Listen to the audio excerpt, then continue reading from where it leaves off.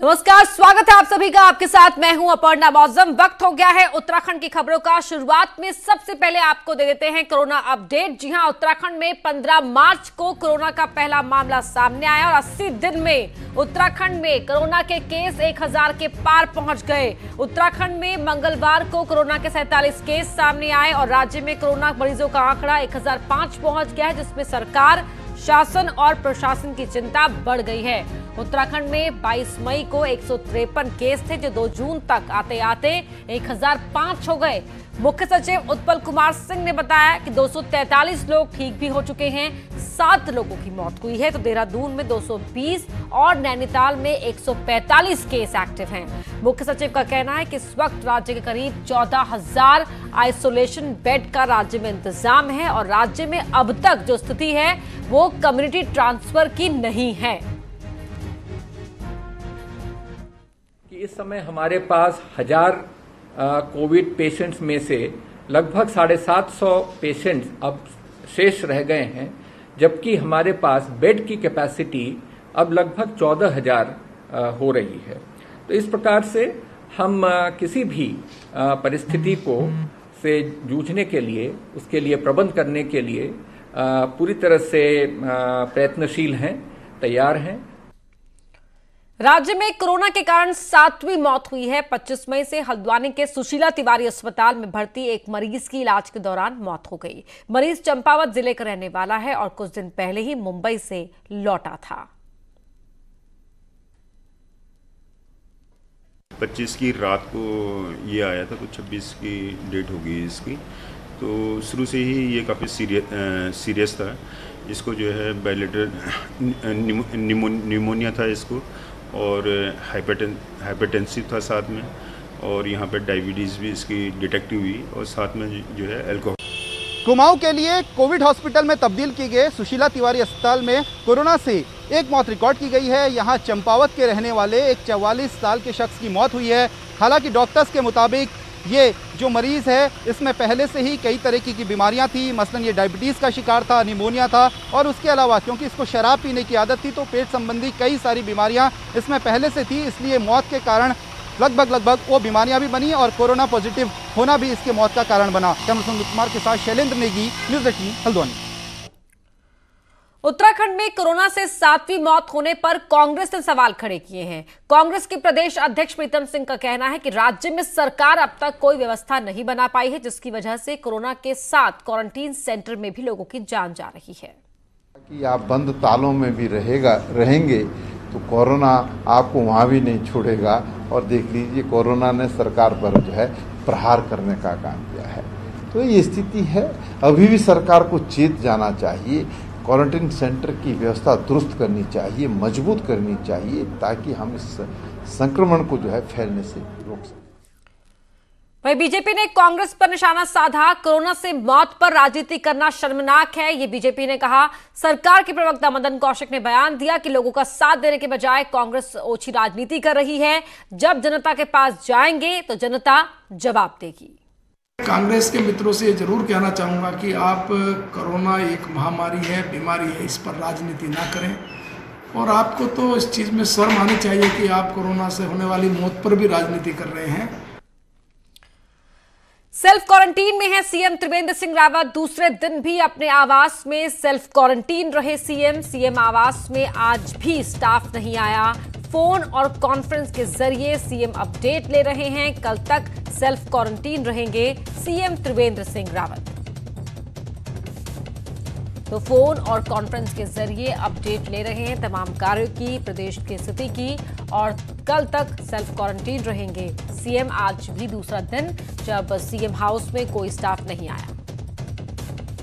Telephone के माध्यम से अल्टीमेटली मंत्रियों और मुख्यमंत्रियों के स्तर पर निर्णय लेने होते हैं, तो टेलीफोन वगैरह की, और एक जिसे कहना चाहिए एक ट्रस्ट लेवल होता है, तो वो सब है, वो उसको अंकित किया जा रहा है। और तमाम सारे आजकल जैसा डिजिटल प्लेटफॉर्म से डिजिटल मीडिया है, तो उसके माध्यम से काम को ही नहीं रुक रहा है।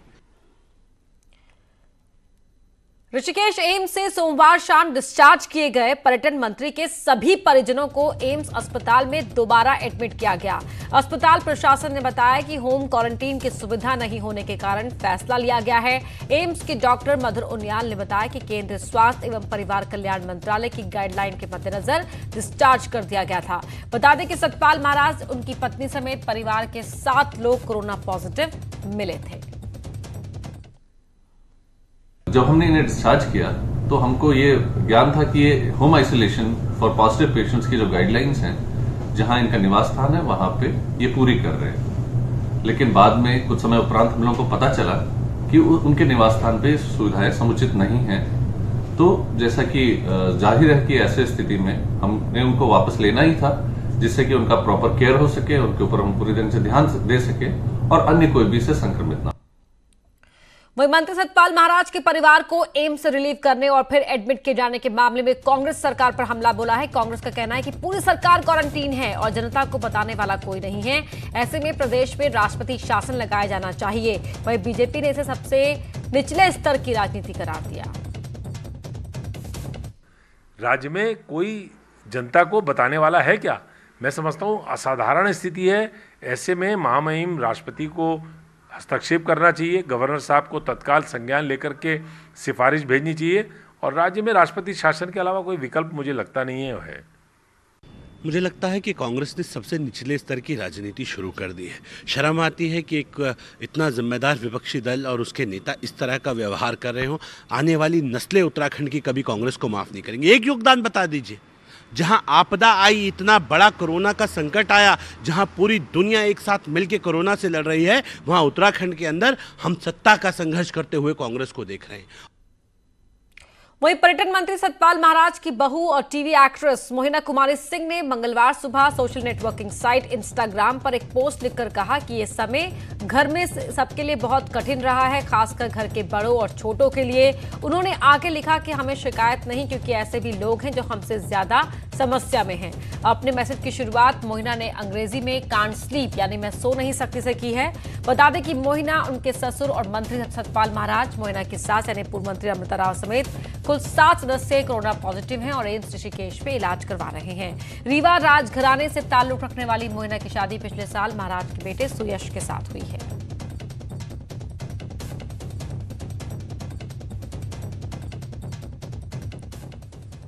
और बड़ी खबर देहरादून से आपको बता दें, जहां लॉकडाउन तोड़ने पर एक्शन लिया गया। मंगलवार को 15 केस दर्ज हुए हैं। अभी तक कुल 3,519 मुकदमे दर्ज किए जा चुके हैं। 25,500 से ज्यादा हुए हैं अरेस्ट। पुलिस को हुई 2,97,00,000 की कमाई। लगातार लॉकडाउन तोड़ने पर पुलिस कार्रवाई कर रही है, एक्शन ले रही है और इससे पुलिस को कमाई भी हो रही है। अब तक कुल 3,519 मुकदमे दर्ज किए जा चुके हैं।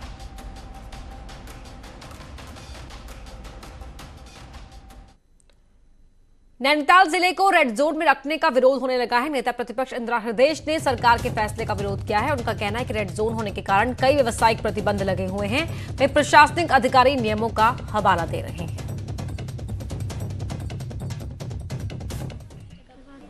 8 तारीख से खुलने की बात थी कि ये खुल जाएंगे, रेस्टोरेंट खुल जाएंगे, होटल्स खुल जाएंगे, धार्मिक स्थल खुल जाएंगे। अब कुछ नहीं खुलेगा। रेड जोन होते ही अगर 8 तारीख से पहले हट गया तब खुल पाएंगे। देहरादून से अगली बड़ी खबर आपको बता दें, जिला योजना बजट में 50 करोड़ रिलीज किए गए हैं। सभी जिलों में डीएम के अधीन में बजट रहेगा। सचिव वित्त अमित नेगी ने आदेश जारी किए हैं। इस बार जिला नियोजन समितियां गठित नहीं हो पाई। बजट में जिला पंचायत अध्यक्ष की भूमिका नहीं होगी। पहली बार ये भूमिका नहीं होगी। पंचायत सदस्य इसका विरोध कर रहे हैं। तो 50 करोड़ रिलीज किए गए जो अब डीएम की निगरानी में खर्च किए जाएंगे। बजट में इस बार जिला पंचायत अध्यक्ष की भूमिका नहीं होगी।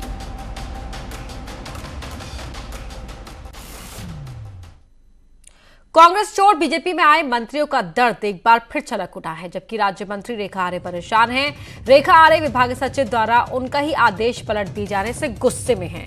रेखा आर्य ने अपने विभाग में जिस उपनिदेशक के वित्तीय अधिकार सीज करते हुए उनका ट्रांसफर हरिद्वार कर दिया था, विभागीय सचिव सौजन्य ने मंत्री के उस आदेश को अतिक्रमित करते हुए उपनिदेशक सुजाता को वापस देहरादून में ही पोस्टिंग दे दी। इससे मंत्री बेहद नाराज हैं। उनका कहना है कुछ अधिकारी अपनी मनमानी थोपना चाहते हैं, ऐसा नहीं होगा। रेखा आर्य का कहना है कि राज्य में नौकरशाही हावी होने के कारण पूर्व में मंत्री यशपाल आर्य, हरक सिंह रावत भी नौकरशाही की मनमानी झेल चुके हैं। निश्चित रूप से नौकरशाही कहीं ना कहीं जो है वो हावी है। आज मैं इस बात को स्वीकार कर रही हूँ और पूर्व में भी मैंने ये बात कही है कि वाकई छोटे राज्यों की ये समस्या रही है।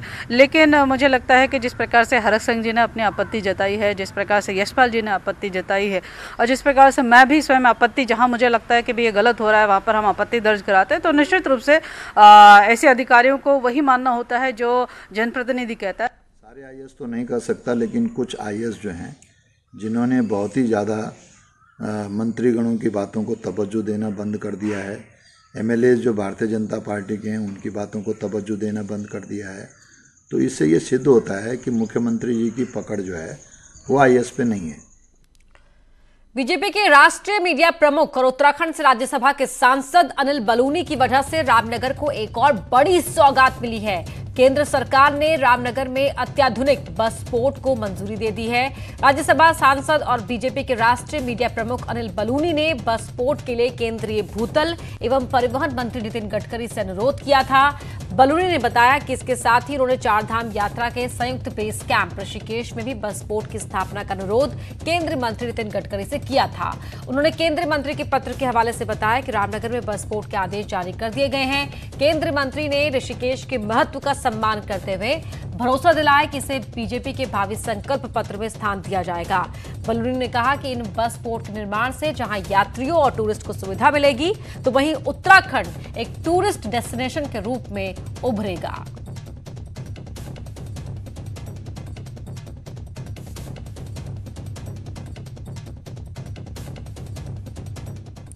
राज्यसभा सांसद अनिल बलूनी जी के प्रयासों से रोडवेज बस पोर्ट रामनगर में बनने जा रहा है, जो कि कुमाऊं का प्रवेश द्वार है। 27 करोड़ की लागत से बनेगा। मई में इसके टेंडर निकल चुके हैं और जून में टेंडर इसके ओपन होंगे। 12 महीने में ये कार्य होना है।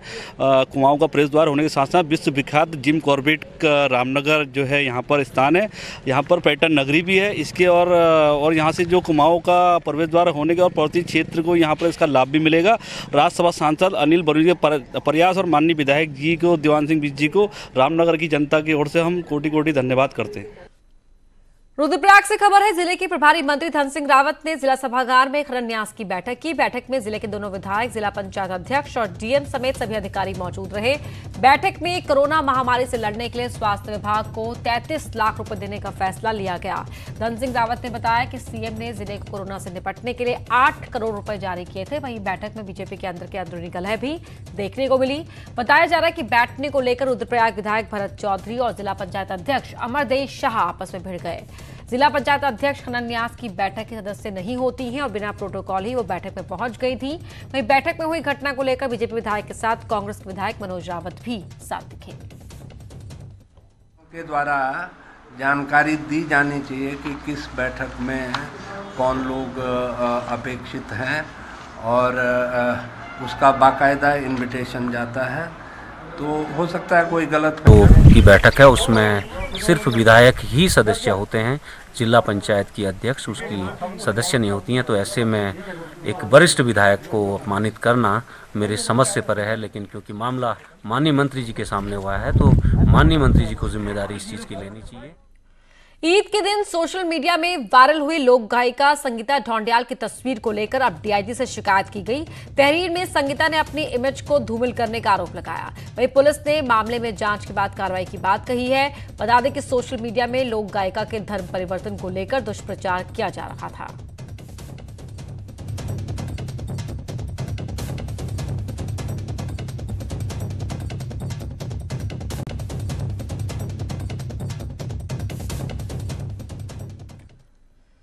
मुख्यमंत्री स्वरोजगार योजना में अब ऑनलाइन रजिस्ट्रेशन योजना की वेबसाइट msy.uk.gov.in हुई लॉन्च। 28 मई को लॉन्च हुई थी मुख्यमंत्री स्वरोजगार योजना। योजना में प्रवासियों को रोजगार के लिए लोन दिया जाएगा। तो प्रवासियों को लोन मिलना आसान करने के लिए इस वेबसाइट को लॉन्च किया गया है और इसके जरिए प्रवासी अपनी जगह पर रोजगार के लिए लोन ले पाएंगे।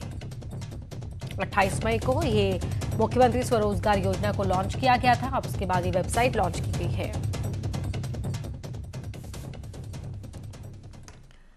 राज्य में क्वारंटीन सेंटर्स की बदहाली के मामले में क्वारंटीन सेंटर्स को लेकर हाईकोर्ट में रिपोर्ट पेश की गई। हाईकोर्ट ने सेंटर्स को लेकर सरकार को आदेश दिया है। ग्राम पंचायतों को मांग के हिसाब से बजट देने का आदेश दिया गया है। साफ सफाई पर भी खास ध्यान देने का निर्देश दिया गया है। 2 हफ्ते में सभी कर्मियों को जो कमियां हैं उन्हें दूर करे ये सरकार, ये हाईकोर्ट ने कहा है।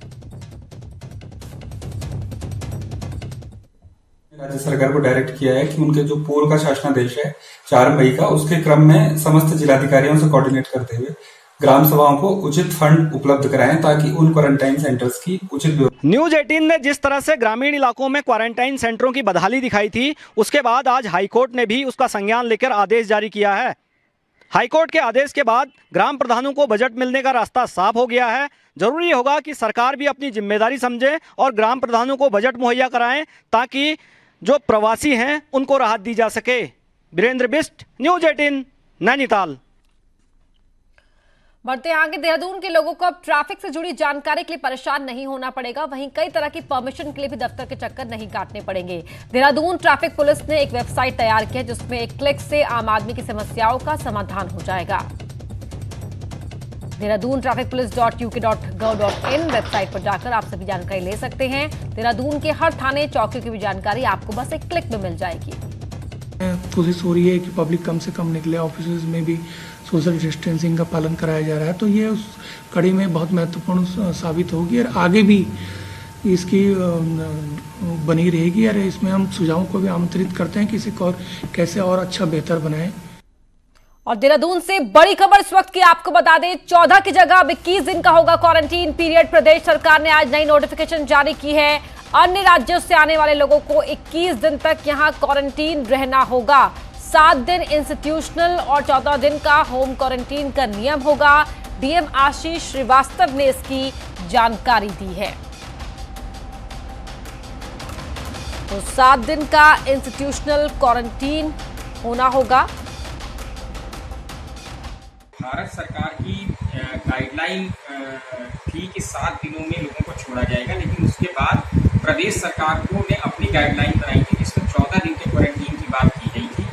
आज प्रदेश सरकार ने अपना नया नियम नोटिफाई कर दिया है जिसमें 7 दिन के लिए उनको क्वारंटीन किया जाएगा इंस्टीट्यूशनल, और यहाँ से छोड़े जाने के बाद 14 दिन तक वो अपने घर में क्वारंटीन रहेंगे। तो ये नई गाइडलाइन जारी की गई है कि 14 की जगह 21 दिन का क्वारंटीन पीरियड होगा। 7 दिन आपको इंस्टीट्यूशनल क्वारंटीन में रहना होगा और 14 दिन आपको होम क्वारंटीन में रहना होगा। दूसरे राज्यों से आने वाले लोगों के लिए ये 21 दिन का क्वारंटाइन पीरियड है और 7 दिन इंस्टीट्यूशनल क्वारंटीन रहना होगा और उसके बाद 14 दिन आपको अपने घर में ही क्वारंटीन रहना होगा। ये नियम है। नई नोटिफिकेशन इसको लेकर प्रदेश सरकार ने जारी कर दी है।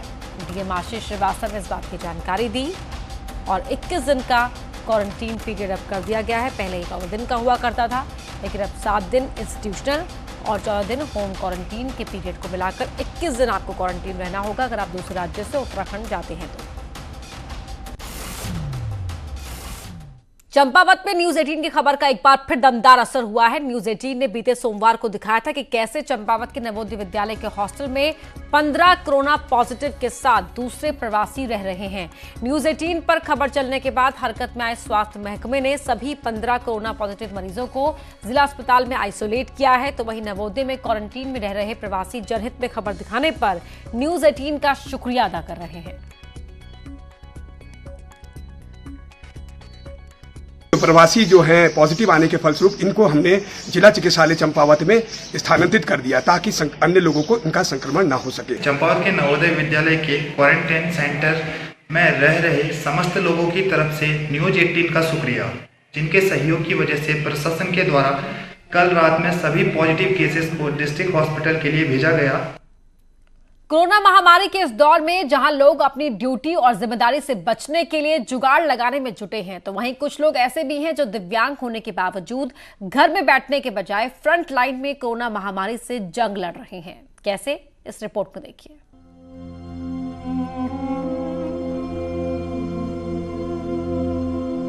कोरोना महामारी के संकट काल में जहां लोग घर में बैठकर अपना काम निपटाने की जुगत में लगे हैं, तो वहीं डॉक्टर और मेडिकल स्टाफ कोरोना जंग से फ्रंट लाइन में लड़ रहा है।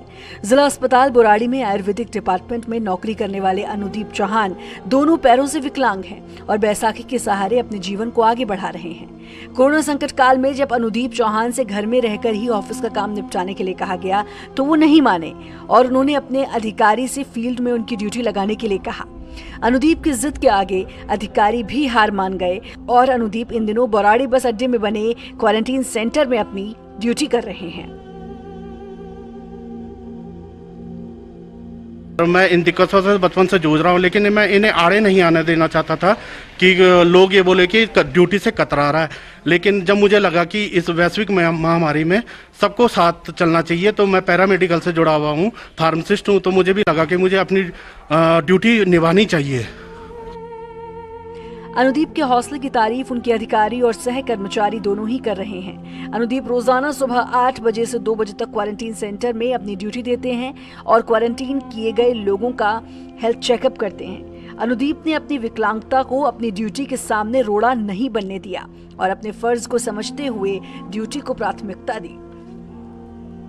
हमारे यहाँ जो है बड़ा अच्छा कर्मशील और कार्यशील लड़का है ये, और मैं पहले उसकी ड्यूटी नहीं लगाई थी। आपको एक जानकारी बता दूं कि मैंने बोला था यार एक दिव्यांग बच्चा है और उसका नहीं लगाना चाहिए, लेकिन वो मेरे से बड़ा नाराज हो गया था कि डॉक्टर साहब मैं कहे आप मेरे को इस तरह क्यों सोचते हैं, मैं पूरा काम करूंगा। फार्मासिस्ट अनुदीप उन लोगों के लिए एक बेहतरीन उदाहरण है जो लोग आपदा की इस घड़ी में अपनी ड्यूटी और जिम्मेदारियों से बचने की कोशिश करते हैं।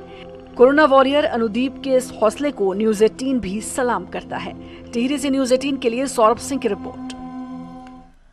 मैदानी इलाकों में गर्मी से लोग हलकान हैं, वहीं पहाड़ों में अब भी बर्फ जमी हुई है। जोशीमठ से फूलों की घाटी की तस्वीरें सामने आई हैं। हेमकुंड साहिब जाने वाले रास्ते पर ये फूलों की घाटी मौजूद है। देखिए फूल ही फूल चारों तरफ नजर आ रहे हैं। जोशीमठ में है ये खूबसूरत फूलों की घाटी, जहां पर बर्फ में पहाड़ी इलाकों में जमी हुई है। तो मैदानी इलाकों में बढ़ते तापमान से लोग परेशान हैं, लेकिन पहाड़ों पर अभी भी जो मौसम है बेहद सुहावना बना हुआ है। नजारा दिलकश, बेहद खूबसूरत तस्वीर जोशीमठ की, जहां फूलों की घाटी में फूल खिले हुए दिखाई दे रहे हैं। इस बुलेटिन में फिलहाल इतना ही। आगे जरूर देखिए महाबहस।